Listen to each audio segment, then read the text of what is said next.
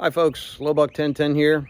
I'm giving you an update on the 1963 John Deere 2010 that I picked up a couple of weeks ago, and I've been working on ever since. I think the last video I made was showing me removing the head, so I'm going to give you an update. So let me turn this around. Alright, so the cylinder head was removed and the cylinders were honed out.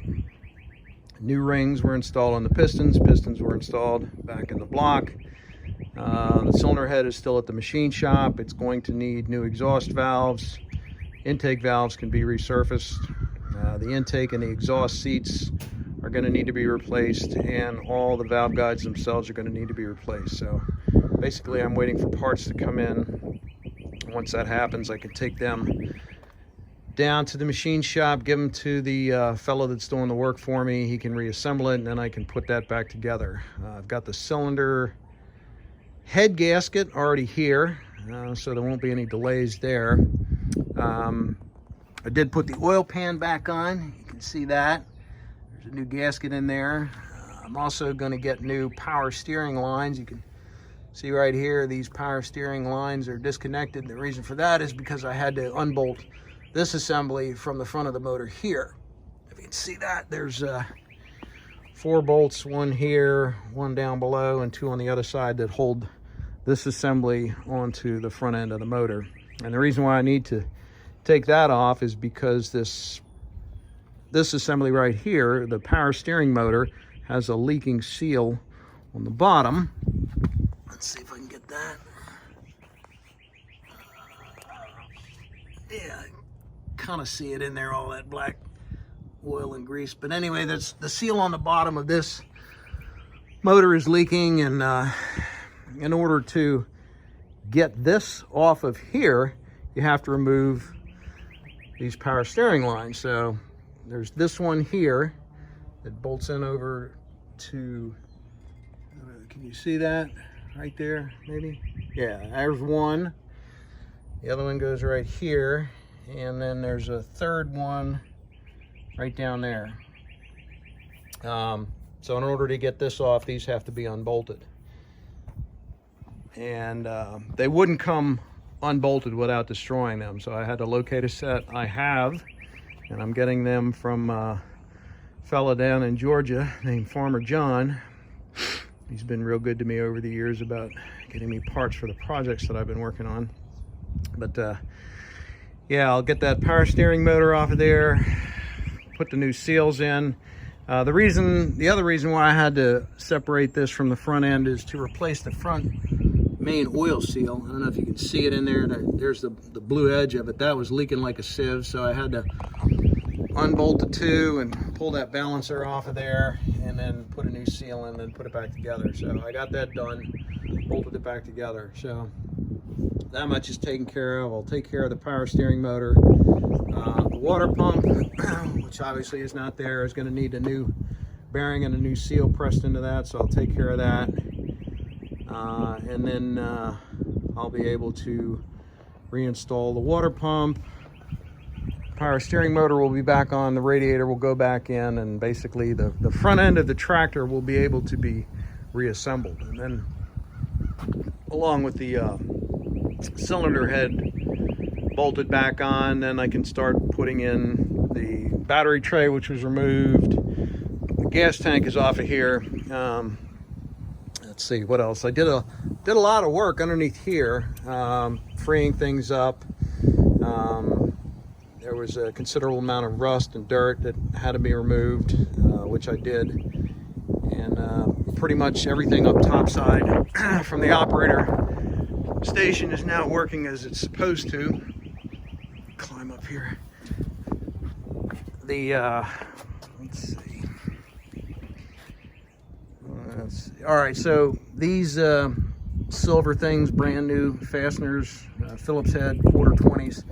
All of the holes that they thread into were all messed up, so I had to run a tap through every single one of those and get them cleaned up to the point where they would accept a quarter 20 Phillips head, and that allowed this panel here to be bolted to the cowling. So all this is securely fastened the way it's supposed to, or fastened the way it's supposed to.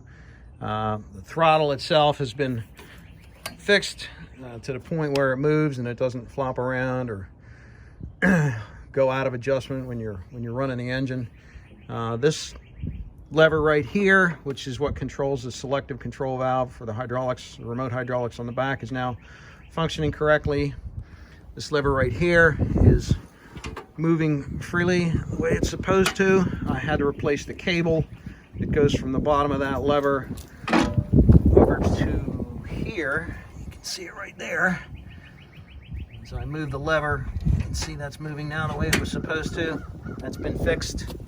Likewise, the seat has been disassembled, and it's now repaired to the point where the fore and aft adjustment is working and it will hold where it's supposed to. The shock is absorbing as it's supposed to, and I know it looks pretty rough, but by the time I get done, it will be a functional seat, at least the way John Deere intended it to be. And obviously a new steering wheel. I've got, well, not brand new, but a replacement steering wheel is going to be procured. It's on its way. And then the gauge panel, well, I'll show you that. I've got it here in the garage.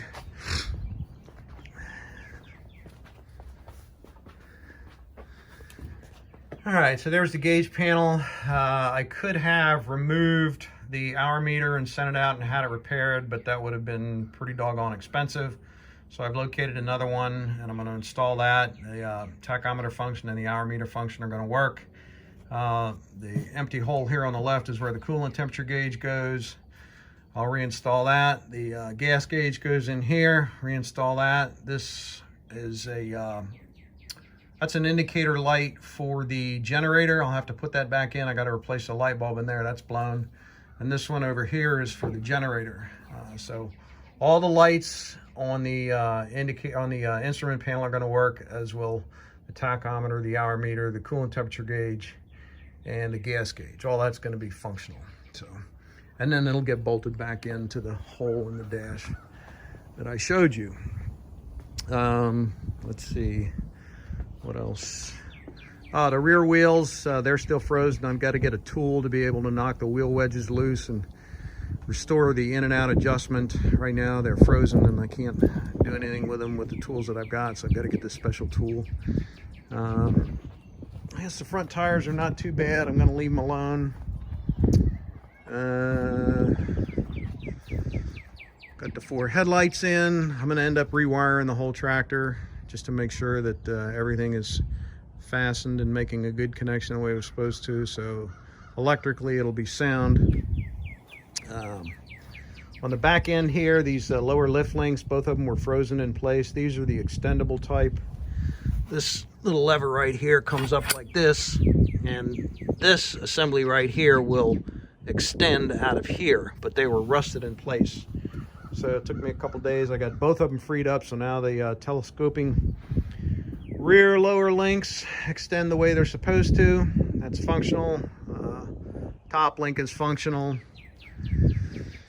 Tires are in good shape on the back. Anyway, so honestly, I'm just really waiting for parts to come in. Once I start getting some parts in, then I can start going back together with it.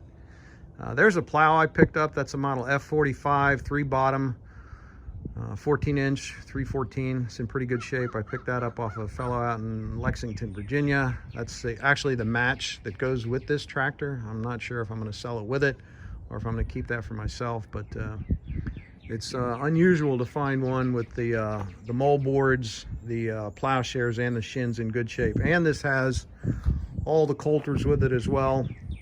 And I don't have it on right now, but there was a guide wheel that actually goes up into there, right there, which is an added option, and you don't see too many of them. So I'm not sure what I'm going to do with that, whether it's going to stay with me or whether it's going to go with that tractor. This is the replacement intake / exhaust manifold. The other one had rotted out down here. This one's in good shape, so that's going to go back on. Carburetor's already been rebuilt. That's ready to go. Here's the water pump. I'll have to press the impeller out, and the bearing out and replace the seal and then put that back together. There's the valve cover gasket.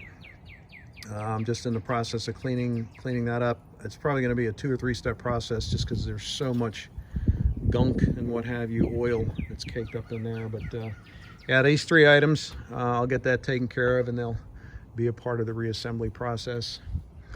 So yeah, that's pretty much where we are right now with this 1963 2010. Try and make another video once I start getting some of these parts in and put it on, and then maybe make a final video of actually starting it and letting it run and see how the motor responds. I don't know how long this thing sat, probably quite a while.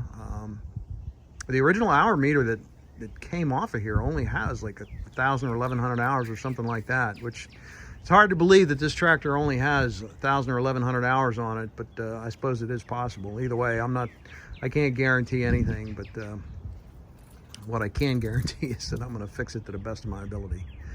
In any case, that's where we stand, and hopefully I can get some more videos out and give you some more progress or updates on the progress that I'm making with this tractor. Thanks for watching. Hope you folks have a good day. Lowbuck 1010 out.